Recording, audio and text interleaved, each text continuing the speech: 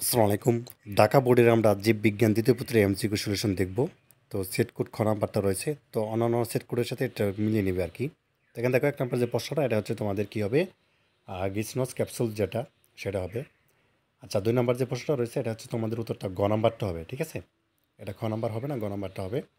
আচ্ছা, 3-এর যে আনসারটা, এটা হচ্ছে তোমাদের খ নাম্বারটা হবে। এবং 4-এর এটা হচ্ছে তোমাদের কী হবে, গ নাম্বারটা। তারপর হচ্ছে 6 নাম্বার এটা হচ্ছে তিনোটা অ্যান্সার হবে আর কি, গ নাম্বারটা। তারপর দেখো 7 নাম্বার, এটা হচ্ছে ক নাম্বারটা হবে। 8-এর হচ্ছে গ নাম্বার। আচ্ছা, 9-এর হচ্ছে তোমাদের এখানে গ নাম্বারটা হবে। 10-এর কোনটা হবে, 10-এর হচ্ছে খ নাম্বারটা হবে।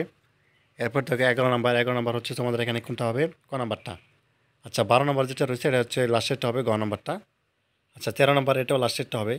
এবং 14-র হচ্ছে ক, 15-র হচ্ছে খ, 16-র ক নাম্বারটা হবে, 17 হচ্ছে তোমাদের খ নাম্বারটা 25%, 18-র হচ্ছে গ নাম্বার, 19-এরও ক নাম্বারটা হবে, 20 নাম্বারটা হবে তোমাদের এখানে গ নাম্বারটা, 21-এর হচ্ছে খ নাম্বার মেক্সিলা, 22-এর হচ্ছে গ নাম্বার, 23-এর হচ্ছে তোমাদের গ নাম্বারটা, 24-এর গ নাম্বার, মানে তিনটা অ্যান্সার, 25-এর ক নাম্বার। তো এই ছিল ঢাকা বোর্ডের বায়োলজি অর্থাৎ সেকেন্ড পেপার এমসিকিউ সলিউশন।